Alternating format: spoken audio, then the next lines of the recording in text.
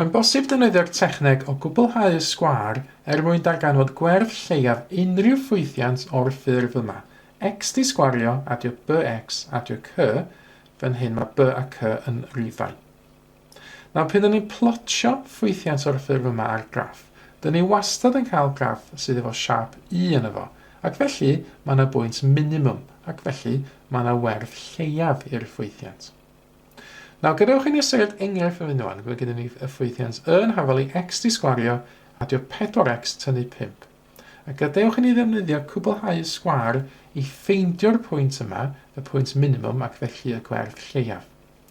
Hyrwydd, pan dwi'n cwblhau y sgwâr, be dwi'n neud ydy sbiad ar y term hefo'r x yna fo, fan hyn y 4x. Os dwi'n haneri y 4 fan hyn, dwi'n cael 2, ac felly dwi'n cychwyn dwi'n sgwennu x adio y 2 i gyd i sgwario.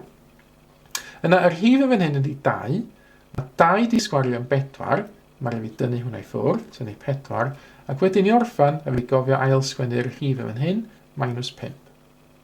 Cam nesaf, mae'n bosib symleiddio chydig, rwydd mae minus 4, tynnu 5 arall yn mynd i lawr at minus 9.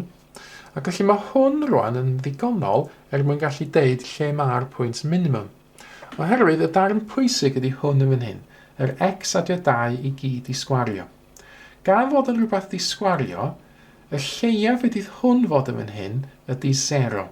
Oherwydd, bob tro dwi'n sgwario rhywbeth, ydy byth gael atab sydd yn negatif. Rwydd mae'r rhif positif, lluos i rhif positif, yn positif, a hefyd mae'r rhif negatif, lluos i rhif negatif, hefyd yn positif. Felly, y lleiaf fydydd hwn fod yn fan hyn, y darn yma, x adio 2 gyd i sgwario, ydy 0, ac felly, y lleiaf mae'r peth i gyd yn gallu bod ydy 0 tynnu 9, sydd yn minus 9. Y casgliad felly ydy hyn. Felly, y gwerth lleiaf yw minus 9. Mae hyn yn digwydd, oedd edrych mwy wan. A pwy mae hyn yn digwydd? Mae'n digwydd pan fod y darn yma yn 0. Ac felly, mwyn i hwn fod yn 0, x adio 2 gyd i sgwario, mae rhaid i beth sydd yn y llomfach fod yn 0. Rhaid i x adio 2 fod yn 0. Wel, yr unig ffordd mae x adio 2 gallu fod yn 0 ydy pe mae x yn minus 2. Ac felly, y pwynt minimum ydy, fel cyfesurin, oes am minus 2, minus 9. A wrth ei brofi hynna, drwy ddangos graff idych chi o'r ffwythiant yma, yr x di sgwario adio 4x tynnu 5. A wedyn, dyn ni'n gallu gweld, mae'n siap I, a mae gen nhw'r pwynt minimum yn minus 2, minus 9. Un enghraifft arall, i orffen y clip fideo yma. Beth am ystyried y ffwythiant yn hafel I x di sgwario tynnu 6x adio 3. Beth yw gwerth minimum neu gwerth lleiaf y ffwythiant yma? Wel, eto drwy gwblhau y sgwâr, dwi'n ystyried y term efo'r x yn gyntaf, yn mynd minus 6x, haneri'r minus 6 i gael minus 3. Felly x tynnu 3 di sgwario ydy peth gyntaf dwi'n sgwennu lawr. Nawr mae minus 3 di sgwario, minus 3 lluos i minus 3 yn 9, a felly mae fi dynnu ffwrdd 9 fan hyn, ac i orffan dwi'n sgwennu y plus 3 eto. Symleiddio, minus 9 adio 3 yn minus 6, felly mae yn hafel i x tynnu 3 i gyd i sgwario, tynnu 6, ac felly mae hyn rwan yn deitha fi beth yw y pwynt minimum fan hyn. Eto, y lleiaf ydy hwn fod ydy 0, felly y lleiaf mae'r peth i gyd yn gallu bod ydy minus 6. Ac felly, y gwerth lleiaf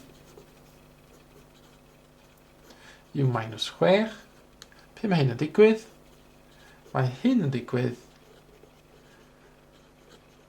pan fod y darn yn y cronfach, yn fan hyn y darn yn y cronfach ydy x tynnu 3, mae di hwnna fod yn 0.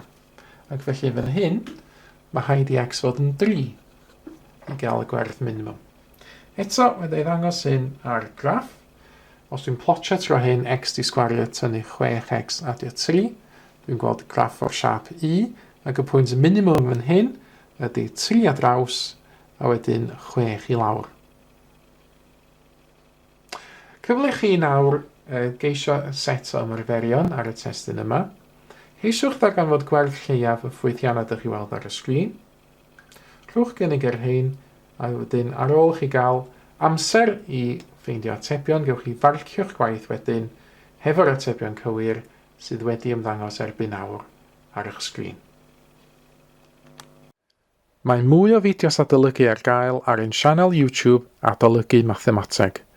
Am y newyddion diweddaraf neu holi cwestiwn, dilynwch ein cyfrif trydar @mathemateg. Neu ewch i'n gwefan www.mathemateg.com am fwy o adnoddau adolygu.